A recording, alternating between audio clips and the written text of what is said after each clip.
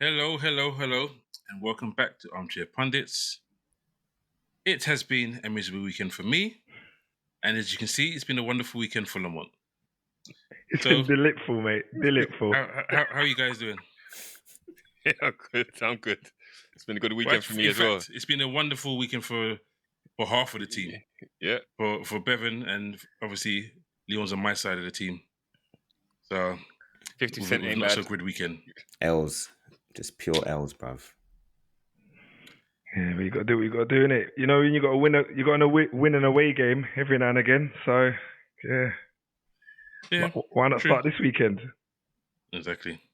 So, we will only be focused on 4 games. So, Spurs versus Arsenal, Southampton versus Man United, Man City versus Brentford. We'll probably reverse that.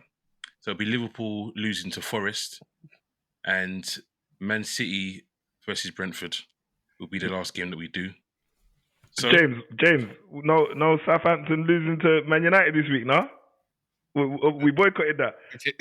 We're not doing that this week. It didn't happen.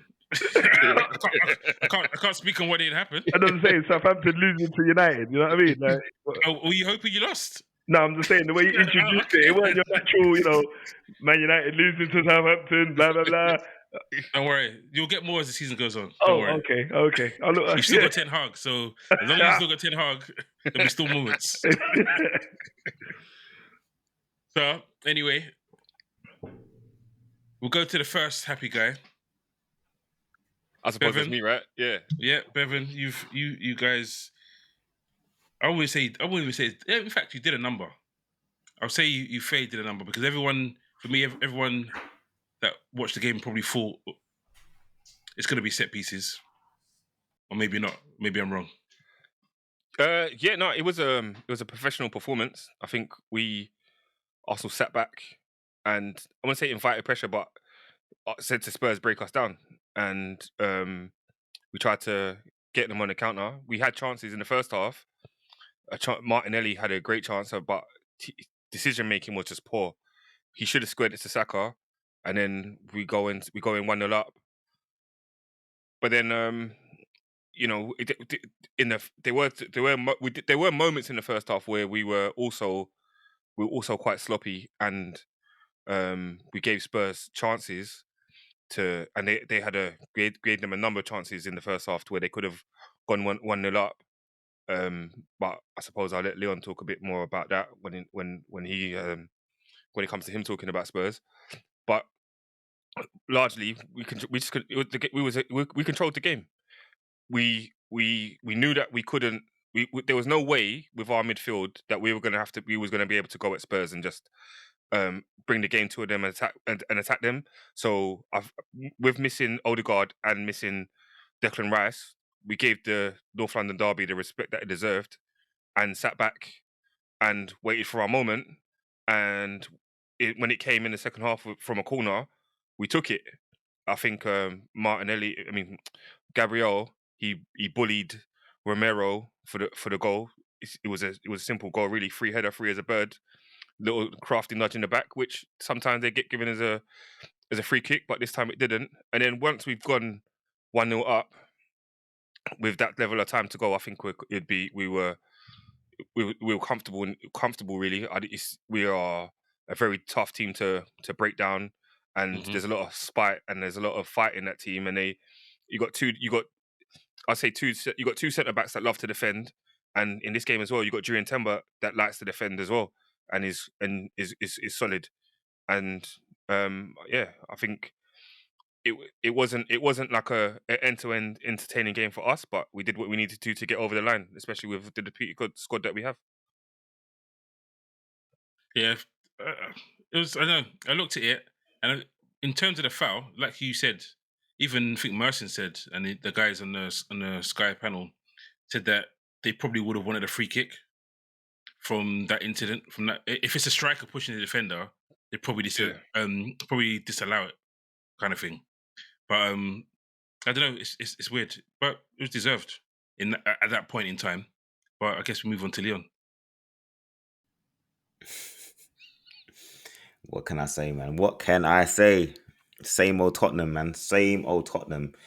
3 years in a row, Arsenal have duppied us at the Lane, and in the time that we've been in our stadium, they've already beaten us more times than we've beaten them at the Emirates. It's crazy. It's actually crazy. But forget all the history books. The bottom line is Arsenal came and did a number on us. They allowed us to have the ball, and we didn't take the gift and use it with any conviction. We didn't move the ball quick. There's a lot of square passes. We didn't make runs to give people options, and I just felt like these guys were still on the international break because a lot of players did not turn up today. Defensively, set pieces again found wanting. We know Arsenal are one of the best teams in the league at set pieces, and we actually one of the worst at defending them. There's been some small improvements here and there, but from set pieces, but largely we don't look like a threat from our set pieces when we are. We've had a number of corners, number of free kicks, and the delivery into the box was poor. Bevan was saying earlier about Arsenal being sloppy at the beginning of the game. I think when we tried to press them, I think some of the defenders in midfield, there was a few sloppy passes, but did we capitalize on them? No. We've paid 65 million for a striker who gets a chance to have a shot on goal and he doesn't even shoot. Don't know what he was thinking.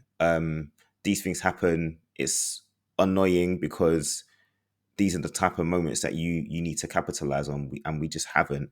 And again, it's another one of those days where we just don't look like we are ready to challenge for real honours, because whenever we come up against a good team, we seem to let things slip and we just don't step up. And that seems to be the common theme with Tottenham. And that's why we don't really get the respect that people think, or certain people think Tottenham should get, is because when there's a chance to really put your stamp on the league or make a statement, we don't take it.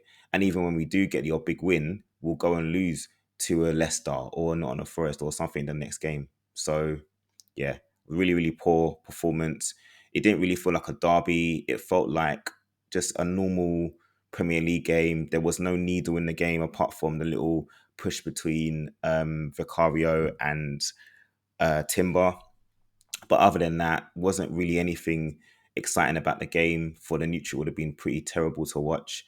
For us as fans, as Spurs fans, it wasn't a great game to watch either. But again, got to give credit to Arsenal. Tactically, Arteta's outsmarted Postecoglou twice in a row now in at home anyway. And it seems to be that we have still got a lot of work to do in this transition, or so-called transition, that we're going through. Ange comes across a little bit confident though, because he's saying it's his second year, and he, regardless of the result today, he still fancies himself with winning something with you boys this season. So although it doesn't seem, that realistic after a performance like today, can you not see that maybe you might get a little cup run out of these guys? Because I know 1-0's not horrible, Lee. 1-0's not horrible. No, but if you're looking at the performance, when you look at the performance of the team today, was there at any point where you felt like we could really go and win the game? Nah, exactly. Yeah. Even the balls coming into the box from Porro and Odebe, there was very either short or they were just being cut out. It wasn't. Yeah. When you threw Romero up front, I was like, wow, this is old school. I mean, it's not the first time I've seen Spurs do that, to be fair, but it's like they were really throwing everything, including the kitchen sink. Do you know what I mean? Trying, but again, the delivery, we didn't put the ball into the box, into dangerous areas to make the defenders or the goalkeeper feel under any pressure. All of the balls were either too deep, hitting the near post, or the near post man not even getting into the box, some of them. So again, can we have a cup run? Of course we can have a cup run, but everyone can have a cup run. Everyone is vying for the same cups. So it's not like he can say, "Oh, I always win a trophy in my second season," but this is the Premier League. He's not managing a top league. So to me, It's he all can smoke say and it. mirrors. At the end of the day, there's nothing in there until you prove that you can do it. We've been waiting 20 years. Like, it's no joke. We've been waiting for a while. Almost, it's not 20 years, but it's getting there. It's Yeah. getting there. It It's feels like it. 2008. So 16 years, man. It's getting there. So for me, I just think there's got to be major changes. He's got to figure out what his best team is. I forgot to say one thing. Madison and Kulusevski cannot play Bro, in the bro, same that was the next thing on my midfield, list. bro. Exactly. Oh my goodness. I don't know why he could persist to do this. I said it the last time I was Why on Yeah, here. you said it a couple They weeks cannot ago, Lee. play in the same position. They cannot operate in that midfield. I don't even think Kulusevski's a 10 anyway. No. And the reason that he's been moved inside is because he hasn't had the ability to beat a man out wide. And that's the reason why he's playing there. Yeah. So, Bro, it's the Premier League. In your midfield, you need hustle and bustle. So for me, Saul has to start all these big games. Yeah, it doesn't agreed. make sense to me. You've got no Bissouma. Yes, Bentancur is a defensive midfielder, but you play. I don't know. For me, I looked at that game and you play a 4-2-3-1.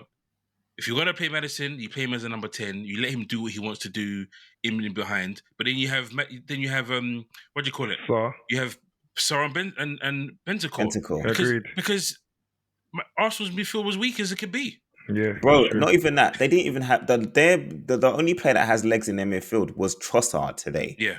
Because Partey and Jorginho ain't getting about the pitch like that. That's not that's not how they play. Yeah. So it never made sense for us to do that. It regardless of who Arsenal's midfield was, it made no sense to not have Sarr in there and to have Kulusevski and Madison, who neither of them can get about the pitch like Sarr can. So was he overconfident? Because No. I was saying to Bevan, was it a case where he thinks, okay, I know Arsenal are going to sit back and make us break through. So should I have Kulusevski and Madison, my two most creative players, playing as 10s?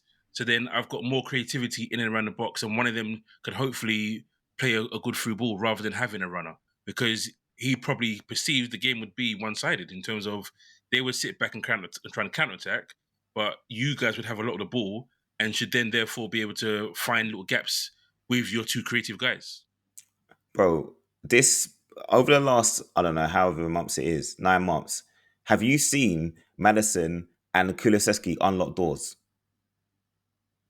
Kulusevski has a time, but Madison every now and then they've both been poor. Kulusevski has, but both players' output has been poor. Yeah. So I don't think it was overconfidence. I felt like it was Ange trying to figure a way, because he knew Arsenal were gonna let us have the ball, because Arsenal have done it 3 times now in a row. It was obvious they were going to do that.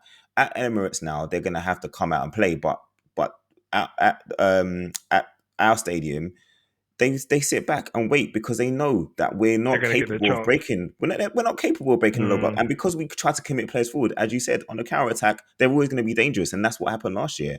But nah, both of them need to hold bench right now because and Brennan Johnson. And to be honest, Son was awful as well today. Literally awful. So, I don't know.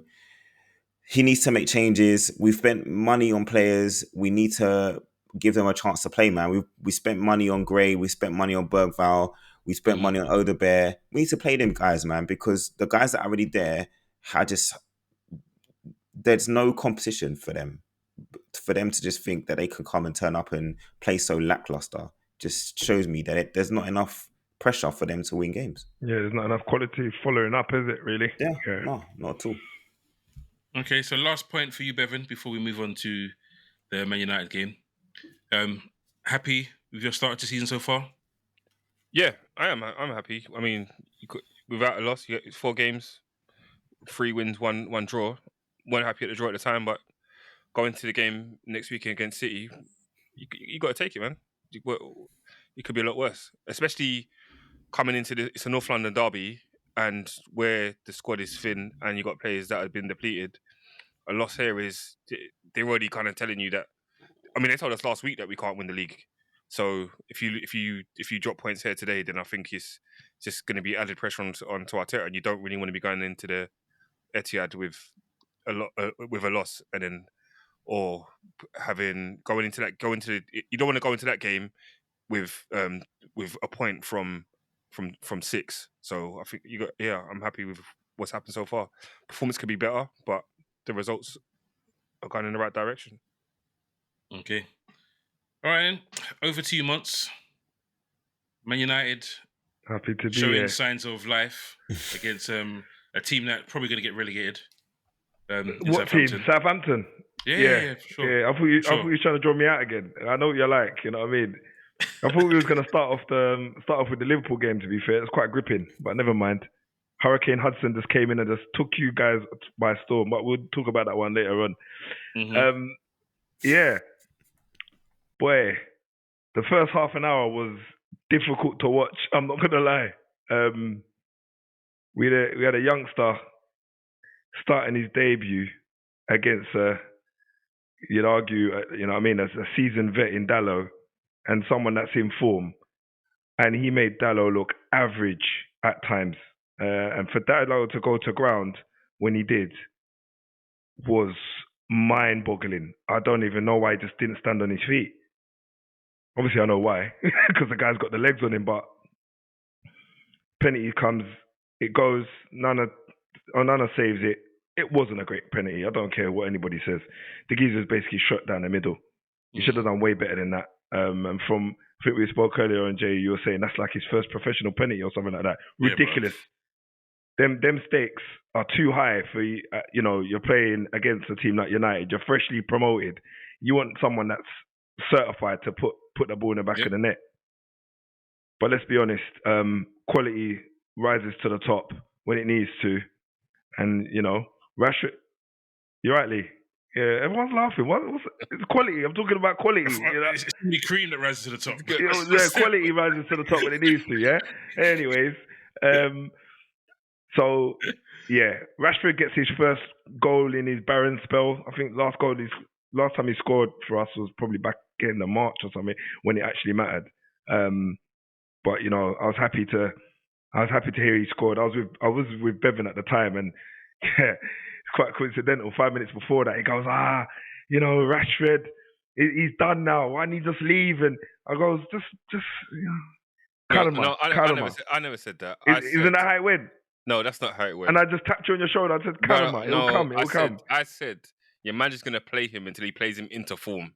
No matter how rubbish he's going to be, he's going to play him until he scores goals. And he's going to be that. It's like, I'm just going to keep it. I'm going to keep doing the same thing and hoping we get a different result. That's all it was. You got to remember, Rashford's first season, though, he was Man United's saviour for time. So he got Ten Hag that full spot.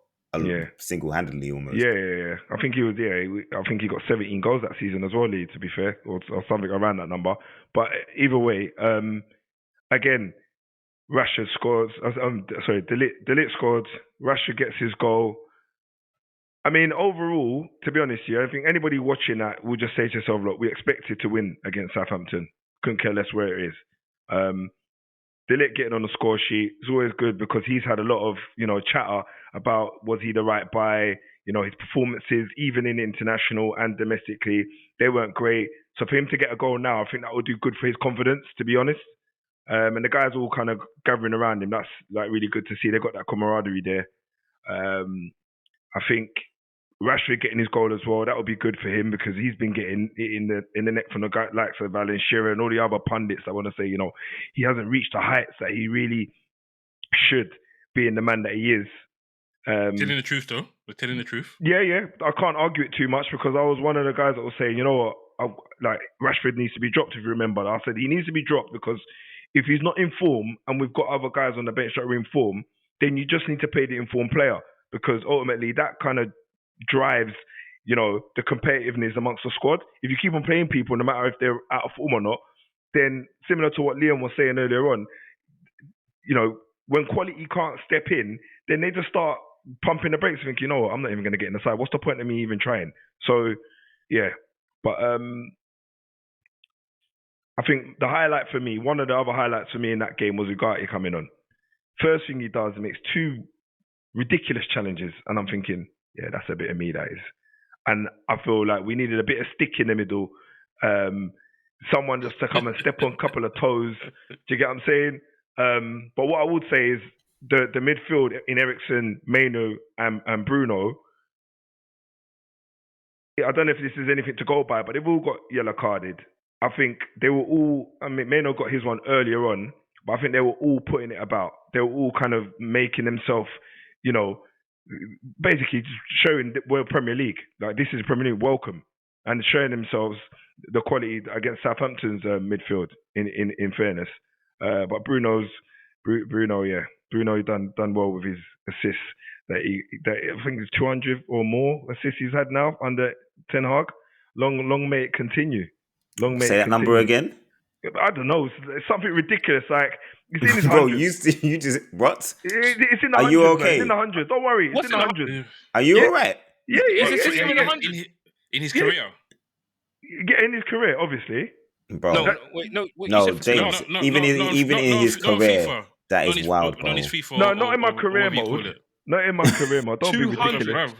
No. So under Ten Hag, he's managed to get his 200th assist. Yeah. Oh no, in his career. No, not for Ten Hag. Oh, in his own career. I'm still gonna have to check that, but still. Yeah, you can check that. But ultimately, guys, I was happy with it overall anyway. Bro, I've never seen someone so happy to beat Southampton, boy. Man United. Wow. All big Man United. Bro, it's 3 points, earlier in the season. It's 3 points. Yeah, you got to do what you got to do They to get your... They were lacking. Can't lie. You got to get your confidence up, innit? Yeah, I don't think Southampton are going to be here for long. I'm going to be honest. I think they're out, bruv. First 3 games, I can't say I'm impressed one little bit. Nah. They've got nothing about them that makes me feel they're going to be around. It's like watching Burnley again. Like, the manager's saying the same kind of thing. This is the way I play, and we'll stick to it. And they're just making schoolboy errors. Like, as soon as you scored, it was just like you smelt the blood in the water. Yeah. And they couldn't handle it after that.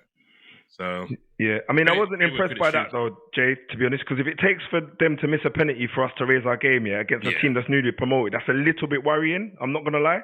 So you're low in confidence. Let's be honest. You've got battered against Liverpool, and slowly on the batter. Listen, they're a fish and chip shop, fella. But you did, but then at the same time, that happens. But then they've got 2 weeks to feel that. It's not like you got a game 3 days later. You can get over it.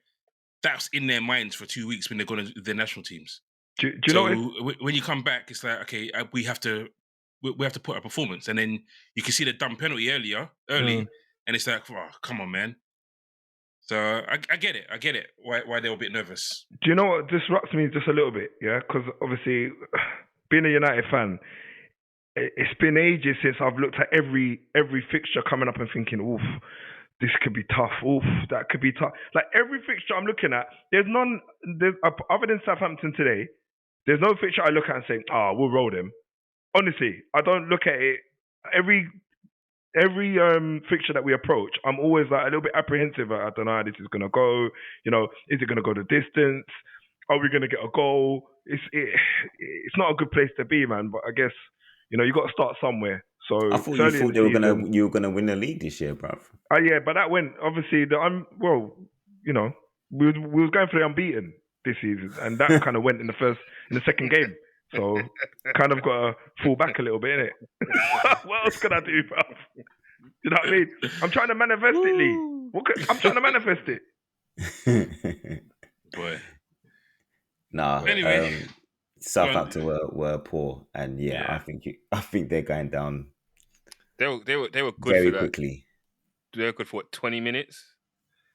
Diblin had Dello on toast a couple of times though in that first 20 minutes. But United they missed it. Well, they missed the penalty. Southampton missed the penalty, and then it was like game over. Yeah. If they've scored, possible. Even if they've missed the penalty, even if they scored a penalty, you still may have come back in. Yeah. They play too open. You say that. I know you say that, but we weren't looking great for the first half hour. But you scored from a set piece. It's not like you open them up. Yeah. So that set piece could happen at any time. And that's been a while since we scored from a set piece as well. Jeez. Yeah. It's been a while since we scored from a set piece. So all of that, you got to take. There was a good few pluses to take out of that game. People scoring their first goals. Scoring tactically. Set pieces. There was lots, and you got to get in his debut and really making a stamp. So yeah. Literally. Yeah. You got Spurs next? No, Spurs we've next? got Crystal Palace, I think. Oh. No. We have We've got Spurs in the we've got- next one of the we've next got two games. Brentford. I think Crystal Palace is next though. We got Brentford next. Yeah, you got Crystal Palace away next. Yeah. Next Saturday. There you go. Okay. I guess the time has come. I've already been through this once. Do my post match yesterday. We can summarize, bro, because I go through it again. So in summary, it was deja vu. We do this at least once a season, and it's usually after international break, where we come back and we're lackluster, and it's a home game. It's usually not the first half of the season. Usually we don't lose at home in the first half of the season. It's usually late in the season or second half of the season at least. But it was just listen. I'm going to give credit to Nuno. He's done it before. He did it when he was at Tottenham against Man City. He did it twice with Wolves against Man City, where he just knows how to put in a performance like that and stop a team from playing. And we had nothing. Like, watching Tottenham attack was like watching us yesterday. It was almost the same thing. Made some subs that didn't have any effect. And we just have to hope that... I think I was speaking to somebody in the WhatsApp group, and he made a good point, where he said that he feels that as soon as we went a goal down, the team reverted to Klopp style, and they weren't doing what a Slot wanted us to do. And I think it's probably a good point because they're not used to it. The first point when you're in trouble, you go to what you know, and what they know is to attack in a certain way. And Slot said it himself. They weren't doing the things he wanted them to do. They're losing the ball easily, and they were going forward too quickly, which is what we did under Klopp. So another person in a different WhatsApp group said it's possibly a blessing in disguise that it's happened so early, because it kills the hype. Because there were pundits that at the beginning of the season said that Liverpool got no hope of winning the title, that after 3 wins and no goals conceded, we're like, oh, I actually think Liverpool are in the title race now. Just like that. So in that regards, it could be a reality check for some of the players and for some of the pundits. But for me, I didn't expect it to be smooth sailing. I was happy because you win 3 games and don't concede, you're not going to be anything but happy. But as you guys know, I hate losing at home because it doesn't happen.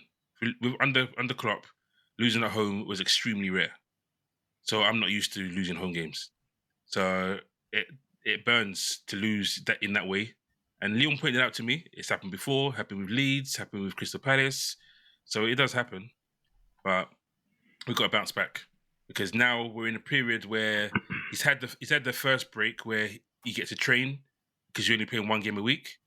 And from I'm pretty sure it's between now and the end of January, because of the whole Champions League changeover, where I think we're playing every midweek almost. So there's no training time now. It's just game after game after game. And is he going to be able to rotate? Are his methods going to be able to come through like we want him to? Because I thought he probably should have. Made some changes before the game with some guys coming from South America. Maybe start Núñez because he was banned, so he didn't go away. Maybe start Gakpo because Diaz has gone away, but he didn't, and he paid them the respect. He went with what he perceived as his strongest team, and they didn't cut it. So he's got work to do. Did he sub your centre back again? Kwanzaa in for Konate? I'm sure Konate started. No, Konate started, but when we were losing, 75th minute he took. I think it's earlier than that. But when we were losing, he took off Konate and then went to a back 3. Which, to be fair, you're losing a game. You're at home. Do you need? In his eyes, he probably thinks we don't need both centre backs. So he takes one off and then plays 2 fullbacks next to Van Dijk, and it worked in terms of they didn't really get in and get another goal, but it didn't work in terms of us still being able to break them down. Because I've been saying it for a long time, we don't have a creative midfielder. We've got guys that do stuff, but we don't have someone that unlocks doors. And when you have teams that come to Anfield or come to the Emirates or come to City Ground or even Spurs' ground, you need players that can unlock doors. And we don't have a midfielder that does that. And it's going to be interesting to see if his style of football, as the season goes on, changes how we play, and we do find someone that can do that.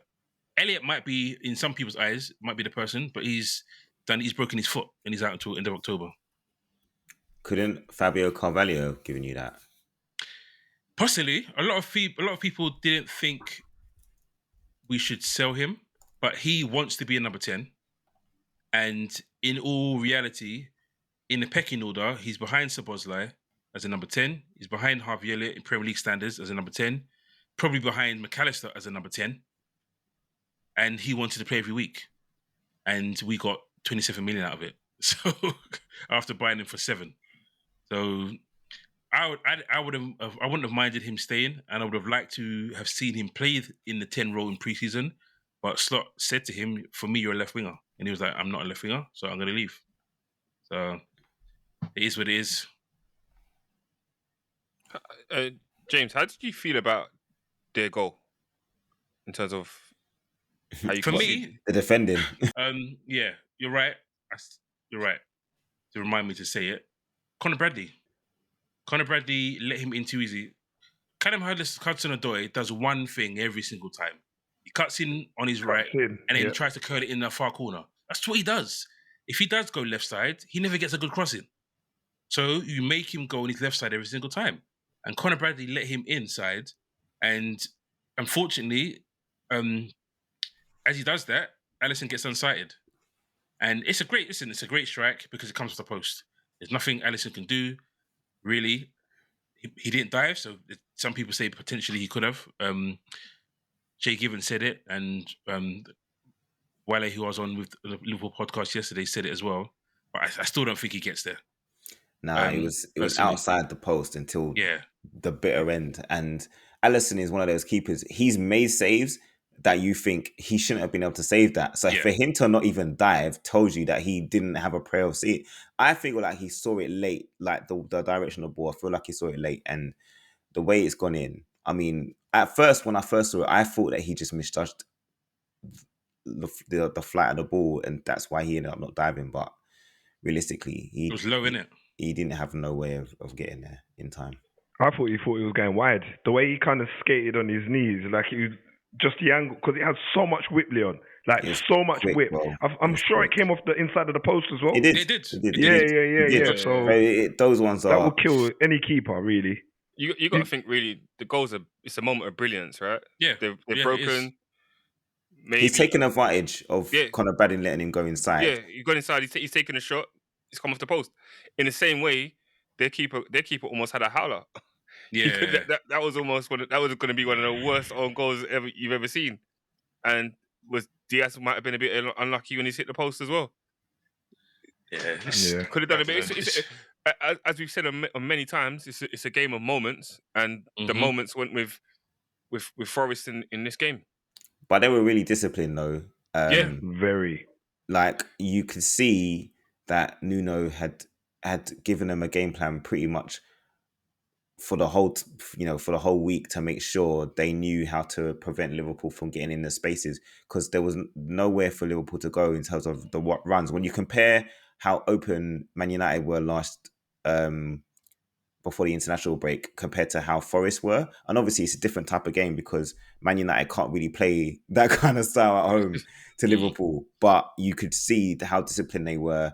It wasn't going to be easy for Liverpool to break them down, and in counter-attack, you take your opportunities when they come, and you got to give them credit. Forest are that type of team at times. They always get one result every season, which you don't expect them to get, and Liverpool happened to be this particular one.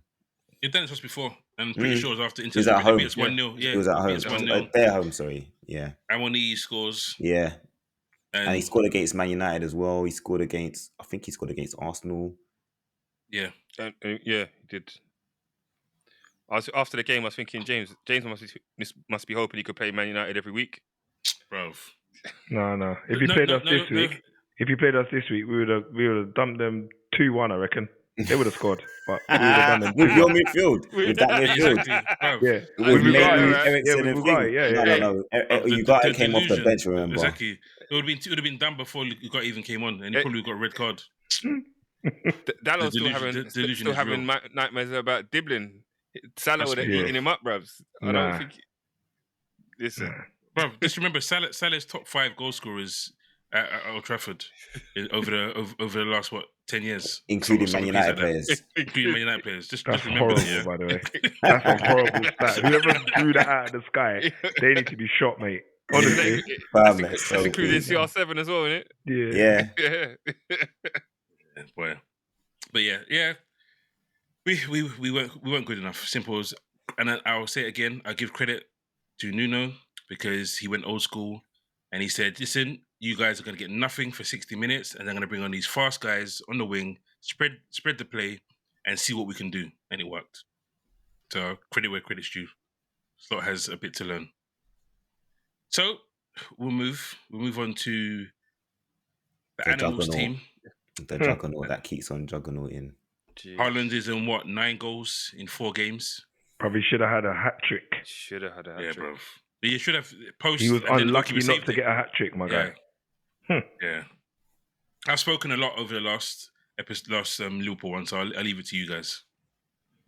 I'm going to be honest. When I saw that game, I thought to myself, this guy is going to score another hat trick, And everyone was saying, we might not play, da-da-da. I think it was 75% chance of playing or whatever. I was like, geezer, this guy is built different.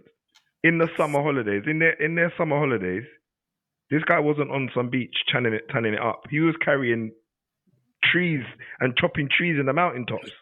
No, but the 75% was because of a bereavement in the family. Yeah, no. Respectfully, I knew that, but mentally, I knew Haaland was going to play regardless. Yeah, so did I. Do you know what I mean? He'll probably score for that guy. Exactly that. That's he's that kind of anger. So, he's built different, man. He's built different. I feel like this season already, they look like they're utilising him better than they were last season. And No. I'm saying, listen, I'm saying. Yeah, maybe stats, because I know you're going to go. No. I don't know what James is going to say. It's not that, bro. Go on, Jay. Who missed the first half of the season last year, bro? KDB's there, bro. KDB was not there. So it's never utilising. When KDB is there, he's like, just tell me where to go and I'm going there. It's as simple as that. When the other guys were there, it's like, where do I go? Yeah. So as long as they keep KDB fit, he'll probably break the record again. Yeah, he'll probably break the record again, bro, because it's ridiculous. He so I didn't mean to cut you, but that's the way I see it. Yeah, no. To be fair, you're not wrong. I didn't really take that into consideration, but I think what I was looking at is just the type of goals he was scoring, because I know KDB has probably assisted a few of his goals, if not half of them.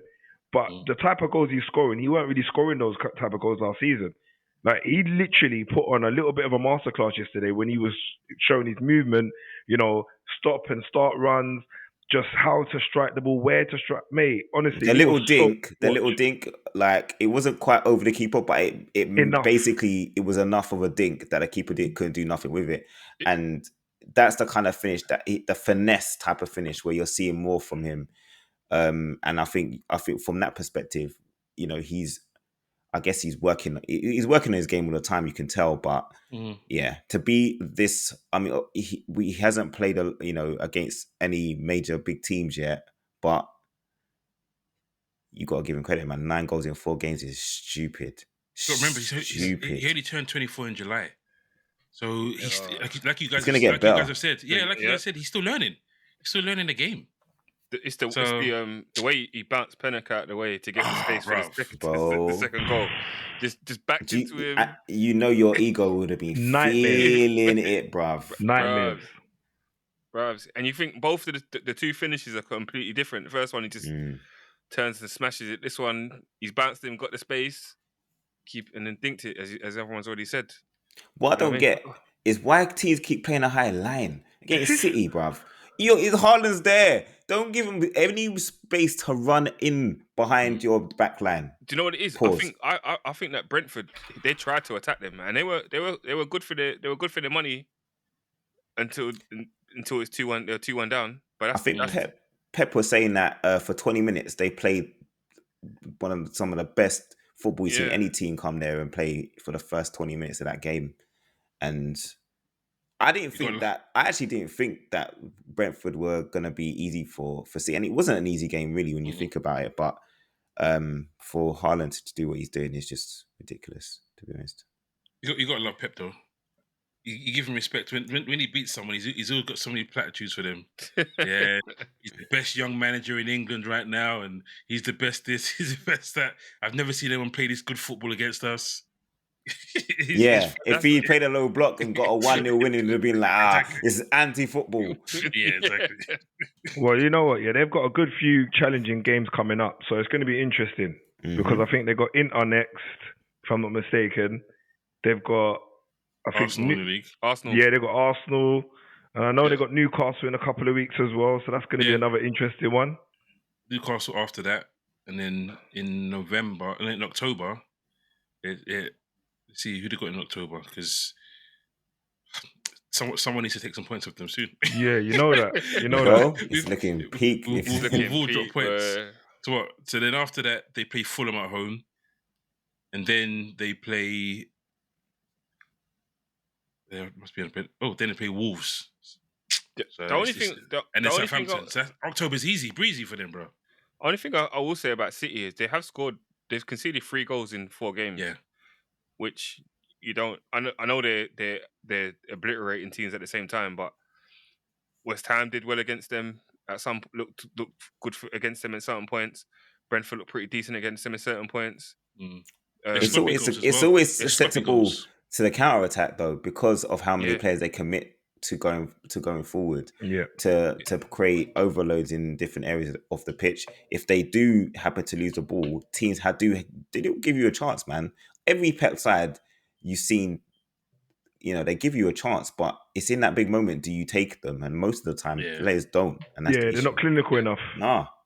When I look at the goals, Ipswich one, I can't remember how the guy scored it, but the West Ham goal was an own goal. Mm-hmm. Yesterday's goal, Stones is just doing a madness. Oh, what is he doing there? He's had a mare. And I think the Ipswich goal was a mistake as well. Yeah, it was. Yeah. So it was a through ball, innit?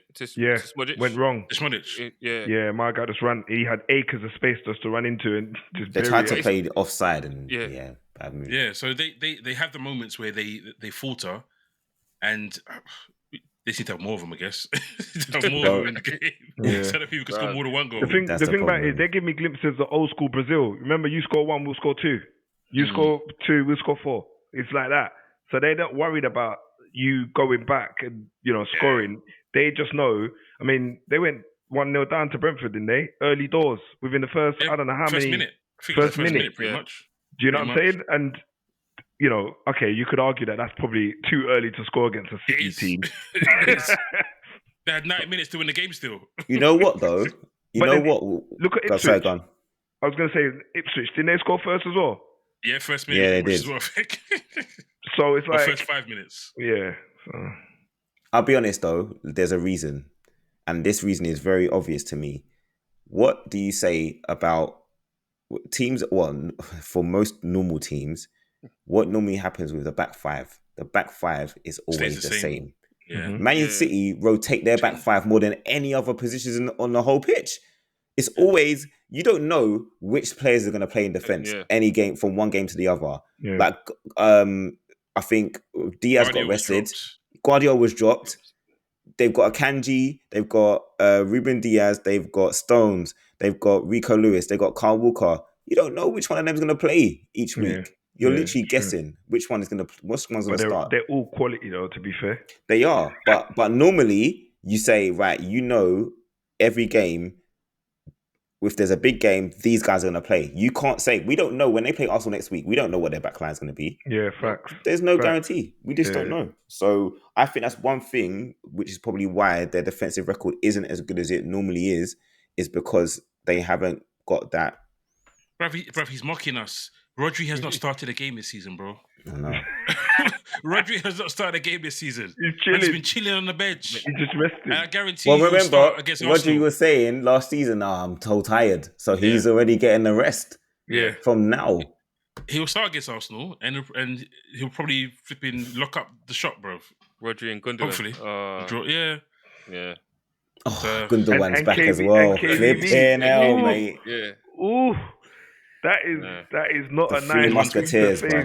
The Three Musketeers. Yeah, you know that. 90 minutes. He's playing 90 minutes already straight. That's another factor, bruv. That's another factor to Good ones come back. Haaland. Good ones come back. Yeah, it's true. It's true. Good ones come back. Do you know what? Yeah, I'm going to be honest with you. I really underestimated how good this guy actually is. When I saw him in the German setup, and I saw him when he was at Barca for a hot minute, and I was like, nah, this guy is something else, you know. He don't care where he is, in what country or what league, he's doing what he wants with the ball. From Dortmund days. And his movement is just outrageous. No, Pep said when they got Gundogan, he was their most important player at the time when he got him, and they already had KDB in them, man. There's only Rodri that was bought after that, and you see what Rodri's done. But Pep's never said that about Rodri. We just know it because of Rodri's stats. But Gundogan, Pep loves him. So him coming back was just like an absolute bonus. My man came back and just went straight in, first team. Bro, because he knows. He knows everything. And when do you know Pep to re-sign any player that's left? It hardly ever happens. Levels. Hardly ever happens. I thought it was funny though that he didn't call Pep to say, "Yeah, I want to come back." Like Pep had to get his number or something. Let me speak to Pep. Yeah, let me speak to Pep and ask Pep. And Pep was like, "Of course, if he wants to come back, bring him back." Yeah, respect that. No hesitation. Yeah, the kudos, man. Respect that. Game recognized game at the end of the day. Yeah. Listen, as Leon said, they're possibly going to get points deduction. So hopefully it gets to a stage where it'll be Liverpool versus, fighting. United. Arsenal, bro. Not United. You don't need to take us seriously, though. Seriously, respect it. I bet you need to take your team seriously, bro. Cool. Yeah. Maybe within the next 2 to 3 years, when you sign a striker and maybe get rid of that diva in midfield. Listen, Onana's going up top next week. What? You know what? On that note, let's wrap up the show because Monday is tired. Clearly, we need to wrap this up. Anyway, thank you guys. Thank you for joining. It's not been a pleasure for me, but I'm sure it's been a pleasure for Mons and Bevan. Congrats to you. Commiserations to James and myself and the fans that suffered losses this weekend. Thank you all for tuning in. Don't forget to like, subscribe, and support. Please comment if you have any thoughts on today's or this weekend's games. And yeah, have a good week. Take it easy. Peace. Peace.